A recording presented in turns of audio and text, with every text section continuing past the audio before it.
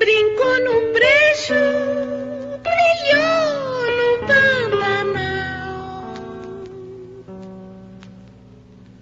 Luz de pirilampo, o sol já morre. Nós estamos com o professor Etelvino Bechara, que é do Instituto de Química da Universidade de São Paulo.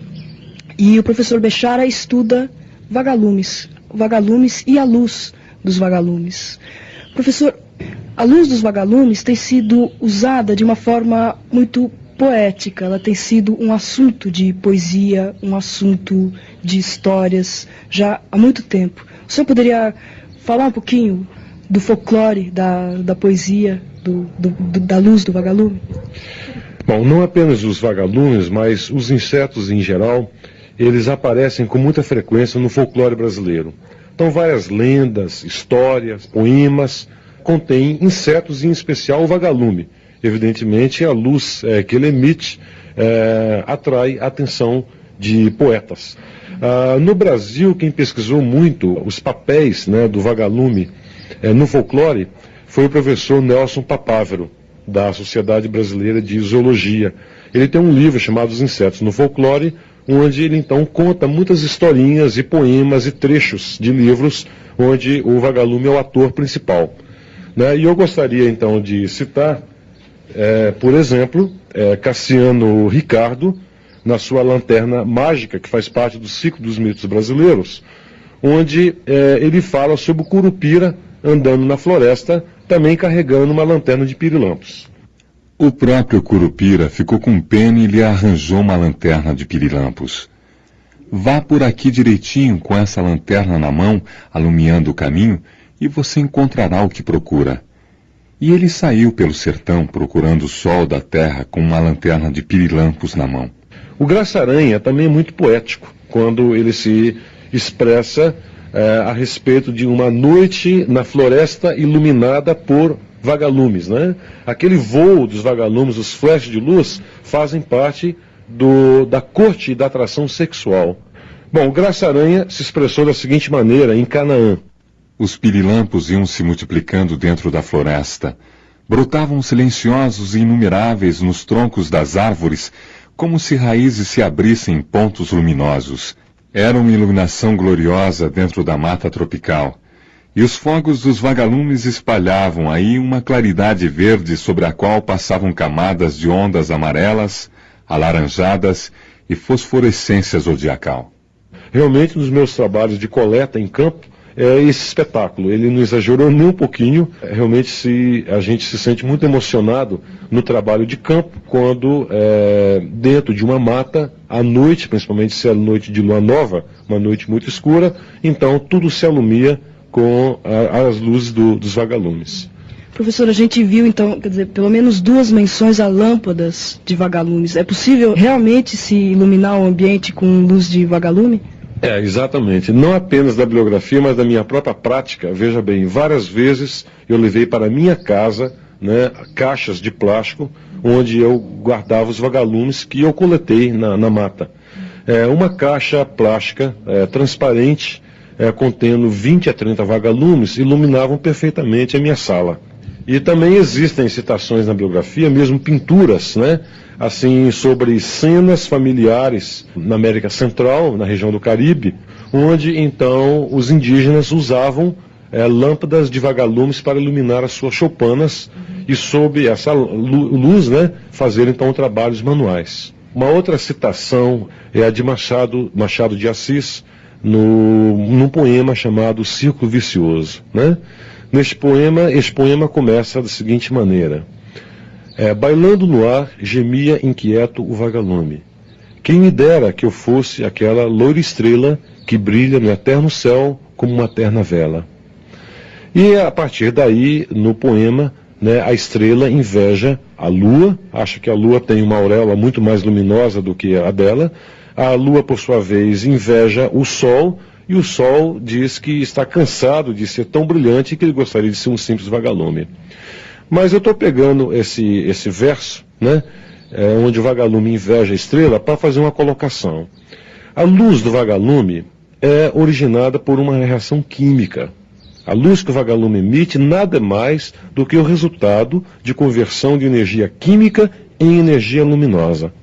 Essa energia é da ordem de algumas quilocalorias, certo?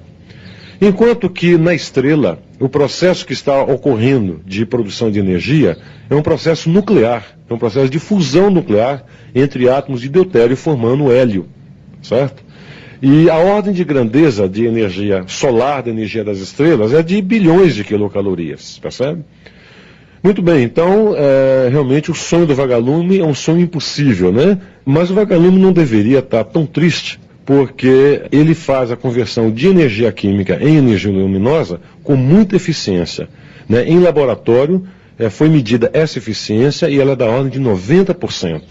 Ou seja, se nós pegarmos 100 gramas do combustível que o vagalume usa para produzir luz, 90 gramas realmente vão levar à produção de fótons, ou seja, de luz.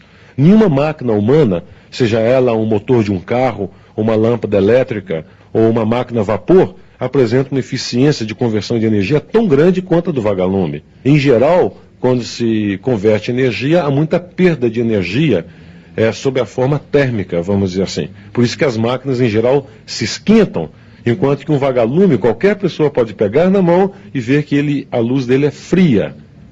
Essa é a definição da chamada bioluminescência, né? A bioluminescência é a emissão de luz fria, visível por organismos vivos, por vagalumes e por vários outros animais, em geral animais marinhos. Agora, o vagalume, concretamente, ele brilha para quê? Ou por quê? Quer dizer, a gente está falando muito da beleza, do brilho do vagalume, ele brilha para ser bonito? Agora há pouco eu disse que a origem da luz é uma energia química. Então o que o vagalume faz é o seguinte: nas suas lanternas ocorre uma reação entre uma substância que ele produz, chamada luciferina, a luciferina. Essa luciferina reage com oxigênio, com ATP, que é uma outra substância presente em qualquer ser vivo, e essa reação é catalisada por uma enzima chamada luciferase. Então o que a luciferase faz é catalisar uma reação de combustão, de queima parcial da luciferina por oxigênio, onde o ATP tem um papel de um ativador, de um catalisador, fazer com que a reação ocorra também mais eficientemente. O produto dessa reação, ele é gerado no estado fluorescente. Estudando-se vários animais luminescentes, viu-se que a luciferina deles eram muito diferentes. Então um peixe tem uma luciferina diferente um peixe luminescente tem uma luciferina diferente daquela do vagalume. A luciferina das bactérias luminescentes também é diferente. Então, como quimicamente as luciferinas, ou seja, os combustíveis, são muito diferentes, então passou-se a acreditar que, na verdade, a bioluminescência ela surgiu várias vezes durante a evolução das espécies. E para quê? Para que serve a bioluminescência? Em geral, a emissão de luz por organismos vivos, né, serve a funções de comunicação entre os indivíduos da mesma espécie. Então, por exemplo, são conhecidos peixes luminescentes que usam a emissão de luz para manter o cardume junto. Em outros casos, claramente, aliás, na maioria dos casos, claramente, a emissão de luz serve a um papel sexual. Corte e atração sexual seriam as funções, né, seriam os motivos por que os animais emitem luz. Quer dizer, ele brilha mesmo para ser bonito? Ele brilha para ser bonito, para ser atraente, para ser sexualmente atraente, né?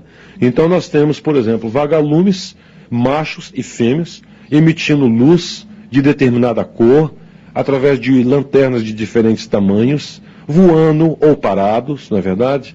E emitindo luz assim com uma certa periodicidade, com uma certa frequência, que é típica de cada espécie. Em outros casos, a luminescência biológica, ou a emissão de luz por seres vivos, é usada para a atração de uma presa. Então, por exemplo, as larvas de um certo tipo de vagalume, à noite, elas emitem luz para atrair insetos alados. Ela atrai, então, com a sua luz esses insetos, elas são carnívoras, então elas abocanham e devoram o inseto.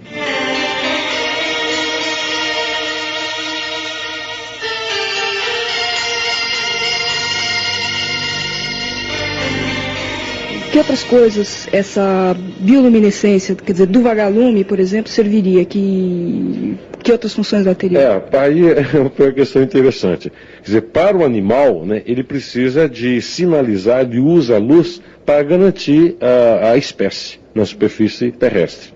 Agora, para nós, quer dizer, conhecendo, investigando e compreendendo como é que a coisa funciona, né, a gente consegue utilizar os mecanismos químicos básicos da bioluminescência para outras finalidades. E esse processo de emissão de luz é dependente de uma outra substância chamada ATP, que está presente em qualquer organismo vivo, seja ele uma bactéria ou seja ele uma vaca.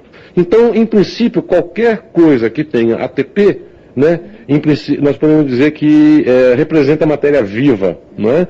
E nós, para detectarmos essa espécie, né, nós podemos utilizar aquele sistema luminescente do vagalume. Então, por exemplo, já coloquei em algumas ocasiões que algumas sondas espaciais apresentam o pó do vagalume, vamos dizer assim, mais o oxigênio, né, como meio de detectar, então, vida, né, vamos dizer, no espaço. Como? Bom, eles coletam uma amostra do ar, uma amostra de terra ou qualquer coisa, né, e colocam em contato com esse pó de vagalume. Se ele brilhar é porque aquela terra coletada, aquela amostra coletada, tem ATP. Portanto, teria vida tal como nós a concebemos na Terra. Até agora ninguém achou. Não sei, né? Isso eu não sei. Agora, uma outra, por exemplo, aplicação muito interessante é que se pode usar o pó do vagalume, esse pó luminescente, para se detectar contaminação bacteriana, por exemplo, em águas tratadas, contaminação bacteriana em alimentos enlatados, certo? E o pessoal da oceanografia, naquele projeto Antártida, está, por exemplo, muito interessado em usar o método bioluminescente, baseado então no pó do vagalume, para monitorar a presença então de micro-organismos em água do mar, plâncton, né, fitoplâncton ou zooplâncton. Agora, esse mesmo processo de detecção de bactéria pode ser usado em exames laboratoriais para localização de micróbios? Ou coisa assim? Olha, hoje em dia, vamos dizer assim, principalmente na Europa e nos Estados Unidos, os métodos convencionais de análises clínicas, né, para a dosagem então de metabolitos ou de enzimas em amostras biológicas, como soro, escarro, sangue, etc., esses métodos convencionais já estão sendo substituídos pelos chamados métodos luminescentes, certo? Então, cada vez mais se usa o pó do vagalume como método analítico no laboratório de análises clínicas. Imagine quanto isso é importante para o Brasil. Imagine que o INAMPS substitua toda uma metodologia clássica cara, né, de controle, por exemplo, de doenças, né, em fluidos fisiológicos, utilizando pó de vagalume que nós temos aqui de monte. Que a América do Sul é o berço geográfico dos vagalumes. Mas, professor, tem tanto vagalume assim? Como é que... Quer dizer, um vagalumezinho a gente imagina, mas precisa de um monte de vagalumes para fazer tudo isso? Veja bem, o método da bioluminescência é um método muito sensível, extremamente sensível, para detecção, para medida de ATP numa amostra. Assim, se pode medir 10 elevado a menos 15 molar, né, 10 elevado a menos 15 moles de ATP numa determinada amostra. E, além disso, sendo um método muito sensível, ele é muito sensível porque ele utiliza uma enzima, um catalisador. Não é? Então não se precisa de tanta quantidade assim de pó de vagalume para se fazer uma análise. Mas além disso, nós temos uma preocupação aqui no laboratório, em colaboração com o Museu de Zoologia da USP, em criar esses vagalumes em laboratório. Então hoje nós já temos, por exemplo, a segunda geração de vagalumes. Né? O ciclo vital completo, o ciclo de vida do vagalume, leva cerca de 2 anos, incluindo ovo, larva, pupa e adulto. E nós já repetimos todo esse ciclo em laboratório. Então nós estamos prontos para poder criar grandes quantidades de vagalume em laboratório e não precisamos ficar com rede aí correndo pelo mato procurando alguns vagalumes. Brincou no brejo, brilhou